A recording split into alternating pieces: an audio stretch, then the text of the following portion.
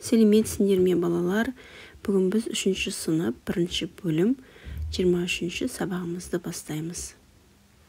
Сабағымызды бастамас бұрын каналыма тіркеліп, лайк басып, қоңырауша белгісін басып кетіңіздер. Бүгінгі тақырыбымыз аудан, ауданның өлшем бірліктері. Еңбектің адам өміріндегі рөлі. Сен аудандарды салыстырып, шамалардың мәнімен амалдар орындайсың. Бірінші есепке қарайық. Осы ауданға қанша тақтатас сиятынын есепте. Суретке қараймыз. Осы ауданға қанша тақтайтас сиятынын есептеуге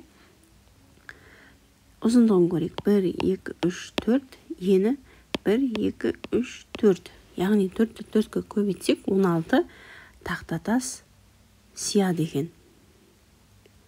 Ал егер қанша тақтайтас керек десе, бізде төселінген 1, 2, 3, 4, 5. 5 тақтайтасты 16-дан 5 тақтайтасты азайтсақ 11 болады. Егер осындай сұрақ келетін болса, 16-дан 5 азайтамыз, сонда 11 тақтайтас әлі керек екен. Бірақ бізге ондай сұрақ қойылған жоқ. Жалпы ауданға қанша тақтайтас сиятынын есептеп таптық. 16 тақтайтас сияды екен. Келесі суретке қарайық. Ұзындығын қарайық. 1, 2, 3, 4, 5, 6. Ені 1, 2. Яғни 6-ны 2-ге көбейтеміз 12. Жалпы ауданға 12 тақтайтас сияды екен. Ал егер қанша тақтайтас керек дейтін болса, бітпей тұр ғой бұл жерде тақтайтас төселініп. Және қанша тақтайтас керек дейтін болса, жалпы бізде 12 тақтайтас бар. Енді төселінген тақтайтасты азайтамыз. 1, 2, 3, 4, 5, 6, 7, 8. 12-ден 8-ті азайтсақ, бізге 4 тақтайтас керек екен. Бірақ бізде ондай сұрақ жоқ. Жалпы қанша тақтайтас сиятынын таптық. Осылай дәптерге есебімізді шығарып жазып аламыз. Екінші есеп. Фигуралардың ауданын тап.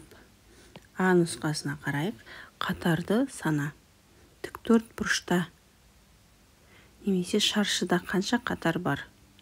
Яғни бұл жерде тіктөрт бұрыш па, шаршы ма? Яғни соны анықтап алайық. Әрбір қатарда неше торкөз бар? Тіктөрт бұрыштың ауданы нешеге тең? Енді біз қанша қатар бар санайық? 1, 2, 3, 4 қатар бар. Міне 4 деп жазамыз. 4 қатар деп жаздық. Енді әрбір қатарда неше торкөзден бар? Мына қатарда 1, 2, 3, 4, 5. 5 торкөзден бар. Екінші қатарда 1, 2, 3, 4, 5 торкөзден бар. Үшінші қатарда 1, 2, 3, 4, 5 торкөз. Төртінші қатарда 1, 2, 3, 4, 5 торкөз бар екен. Жазамыз сонда.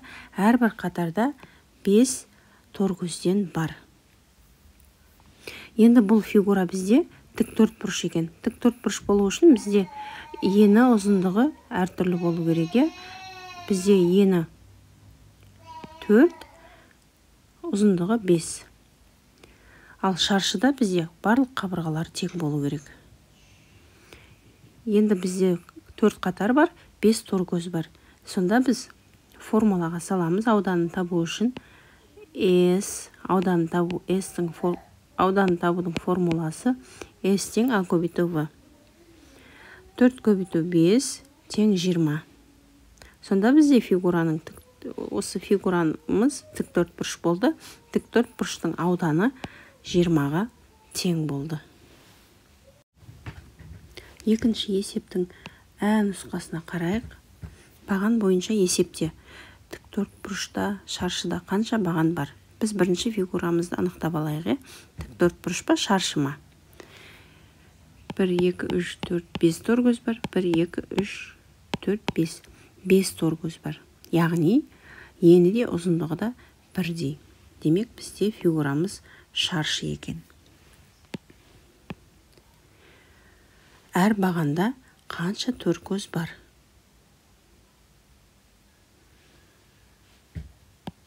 Әр бағанда қанша торкөз бар? Бірінші қанша баған бар екен табайық. 1, 2, 3, 4, 5 баған бар. жазамыз. Шаршыда 5 баған бар. Енді әр бағанда қанша тор көзден бар? Бірінші бағанда 1, 2, 3, 4, 5. Екінші бағанда 1, 2, 3, 4, 5. Үшінші бағанда 1, 2, 3, 4, 5. Төртінші бағанда 1, 2, 3, 4, 5. Бесінші бағанда 1, 2, 3, 4, 5 баған бар екен. Сонда жазамыз. Әр бағанда 5 тор көз бар. Енді біз осы шаршының ауданын табу үшін S тең А көбейту В формуласына саламыз. Міне жаздық. 5 көбейту 5, 25. Шаршының ауданы 25-ке тең. Келесі бізде үшінші есеп. Есепте. Өрнектер берілген, осыларды есептейміз.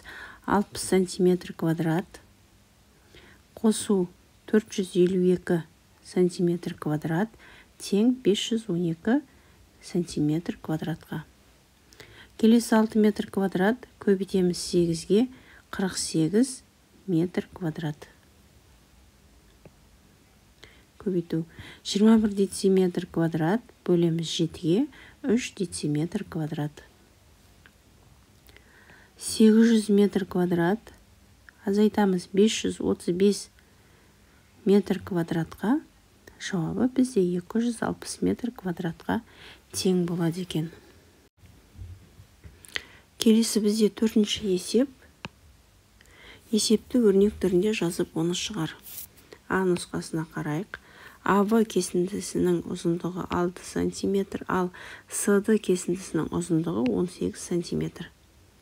Берілген жазып аламыз. АВ кесіндісі 6 сантиметр, СД кесіндісі 18 сантиметр. Енді сұрақ. Біреуі екіншісінен неше есе ұзын?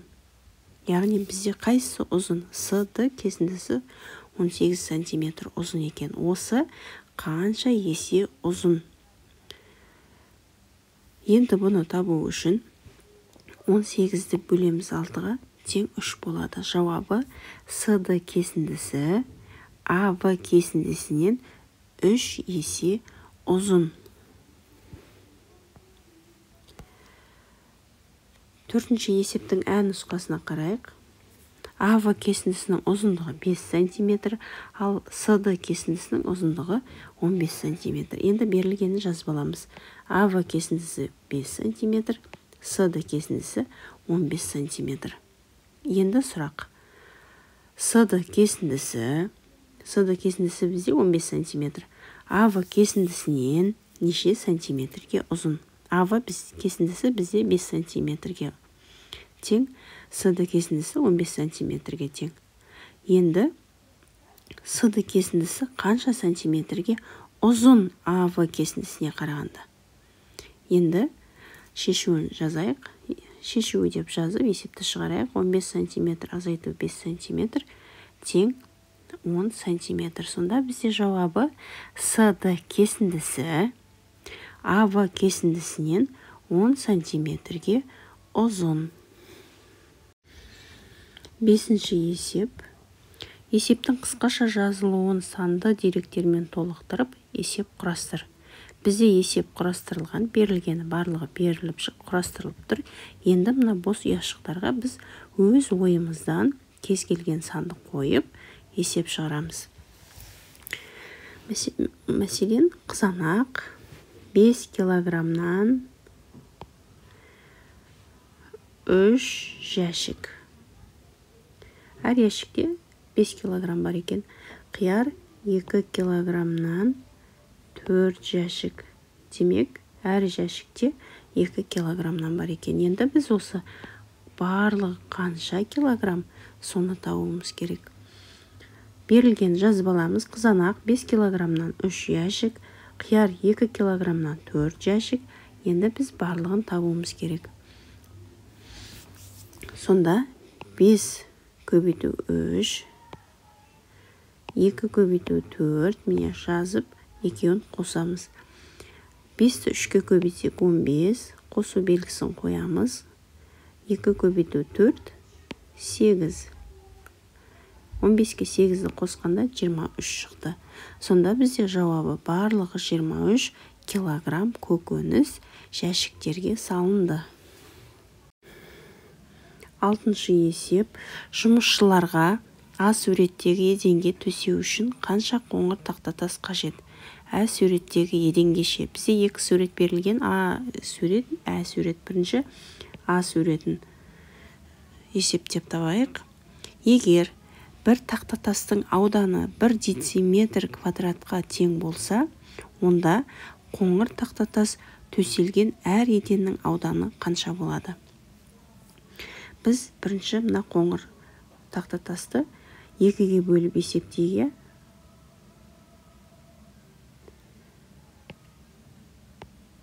Екіге бөліп есептейік, сонда бізге оңай болады. Санайық. 1, 2, 3, 4, 5, 6, 7, 8. Бізде 8, ұзындығы 8. Ені 1, 2, 3, 4. Яғни 8 көбейту 4 деп жазып аламыз. Енді бірінші бөлігі, екінші бөлігін есептейік. 1, 2, 3. Ұзындығы 3, ені 2. Сонда 2 көбейту 3. Енді осы екі бөлікті көбейтеміз де қосамыз. 8 көбейту 4, 32. 2 көбейту 3, 6. Екеуін қосамыз. 32 қосу 6, 38. Тақтатас бар екен. Мына қоңыр түсті клеткалардың барлығы 38 шықты. Әр бір клетка бір тақтатас деп алдық. Сонда барлығы 38 тақтатас бар екен. Енді бір тақтатас, яғни бір клетка, бір клетканың ауданы 1 дециметр квадратқа тең болса, онда қоңыр тақтатас төселген әр еденнің ауданы қанша болады? Сонда біз барлығы 38 тақтатас шықты. Біреуі 1 дециметр квадратқа тең, яғни 38 көбейту 1 дециметр квадрат тең 38 дециметр квадрат. Сонда жауабы бізде 38 тақтатас шықты. Ауданы 38 дециметр квадрат. Енді Ә есепке қарайық. Ә суретке. Бұл жерде 2-ге бөліп жазып алайық, есептеп алайық. Бізге ыңғайлы солай. Бұлай біріншісі, міне екінші бөлігі. Бірінші бөлігін санайық. Әр клетка, қоңыр клеткаларды санап шығамыз. Бір клетка дегеніміз бір тақтатас. 1, 2, 3, 4, 5, 6, 7, 8, 9. Яғни міне 9. Ені 1, 2, 3, 4. 9 көбейту 4 дейміз. Оны қосамыз. Екінші бөлігі 1, 2. Ұзындығы 2, ені 2. 2 көбейту 2. Сонда 9 жерде 9-ды 4-ге көбейтсек 36, 2-ні 2-ге көбейтсек 4. 36-ға 4-ті қосқанда 40 шықты. Сонда мына жерде әрбір клетка, яғни әрбір тақтатастың ауданы 1 дециметр квадрат болса, онда барлық ауданы қанша болады? 40 көбейту 1 дециметр квадрат тең болады 40 дециметр квадрат. Жауабы 40 тақтатас, ауданы 40 дециметр квадрат. 7-ші есеп, есепте және салыстырамыз. 3 метр квадрат көбейту 6. Бізде үстіне жазайық, 18 салыстыруға ыңғайлы болады. 25 метр квадрат азайту 7 метр квадрат. 18 шығады екен, яғни екеуі тең. Келесі 96 метр квадрат азайту 28 метр квадрат. Бізде 68 шықты. Енді салыстырамыз, қасындағысын шығарайық. Бірінші 35 метр квадрат бөлеміз 7-ге. Бізде жауабы 5 шығады. Сонда бізде 68 үлкен екен. Келесі 56 метр квадрат қосу 34 метр квадрат. Жауабы бізде 90 болады. 9 метр квадрат көбейту 5, 45 шығады. Сонда бізде 90 үлкен екен. 18 метр квадрат бөлеміз 2-ге 9 болады. 9 метр квадрат көбейту 3, 27 болады. Сонда бізде 27 саны үлкен. Келесі бізде 8-ші есеп. Әрбір гүлзардың периметрін тап. Гүл өсіруші әрбір гүлзарды қоршағысы келді. Ол үшін ұзындығы қандай қоршау даярлау керек? Бірінші есепке қарайық. Бізде бірінші гүлзарды қоршау үшін қарайық, ұзындығы 4 метр, ені 2 метр. Периметрдің формуласы бізде А қосу В көбейту 2. Яғни 4 метр қосу 2 метр көбейтеміз 2-ге. Яғни ұзындығы бізде 2, ұзындығы 2, ені 2. 4 қосу 2, 6 метр, 2-ге көбейтеміз 12 метр. Екіншісі бізде екінші гүлзар 6 метр және мұнда 6 метр. Ені 2 метр, 2 метр. Демек, 6 қосу 2 метр көбейтеміз 2-ге. 6-ны 2-ге қоссақ 8, 2-ге көбейтеміз 16 шықты. Келесі үшінші гүлзардың периметрін табуымыз керек. Ұзындығы 5, ені 3. Яғни 5 метр қосу 3 метр көбейтеміз 2-ге. 5 метр қосу 3 метр бізде 8 метр көбейтеміз 2-ге 16 метр. Келесі бізде ені 3 метр, ұзындығы 3 метр, яғни барлық қабырғасы тең. Бізде бұл шаршы. Шаршыны біз 4 қабырғасы да бірдей тең болғандықтан 3 көбейту 4 дейміз. Периметр тең 3 метр көбейтеміз 4-ге, яғни 4 қабырғасы. 3-ті 4-ге көбейткен кезде 12 метр шықты. Жауабы: гүл өсіруші ұзындығы 12 метр, 16 метр, 16 метр, 12 метр қоршау даярлау керек. Келесі бізде 9-ші есеп. Есептемей әрбір бағандағы өрнектердің мәні бірдей деп айтуға болады ма? Бізде 4 көбейту 7 қосу 28. 7 көбейту 4 қосу 28. Демек, 4 пен 7, 7 мен 4-тің көбейткіштері орындары ауыстырылған. Көбейткіштердің орны ауыстырғаннан көбейтіндінің мәні өзгермейді. Көрейік есептеп. 4 көбейту 7, 28. 28-ді қосамыз 56. 7 жердегі 4-ім 28. 28-ді қосамыз 56. Жауабы бірдей екен. Келесі есеп. 3 көбейту 7, қосу 3, қосу 15. 3-ті 7-ге көбейтсек 21. Ал енді астындағы есепті қарасақ, 7 көбейту 3, 21. Көбейткіштердің орнын ауыстырғаннан көбейтіндінің мәні бірдей. Демек, 3 пен 7-ні көбейтеміз 21. 7 мен 3-ті көбейтеміз 21. Ары қарай барлық екеуінде есепте берілген сандар бірдей. Қосу 3, қосу 3, қосу 15, қосу 15. 21-ге 3-ті қоссақ 24, қосу 15, тең 39. 21-ге 3-ті қоссақ 24, 15-ті қосамыз 39 саны шықты. Демек, есептемей әрбір бағандағы өрнектердің мәні бір деп айтуға болады. Себебі, көбейткіштердің орны ауыстырғаннан көбейтіндінің мәні өзгермейді. Бүгінгі сабағымыз осымен аяқталды. Келесі кездескенше сау болыңыздар.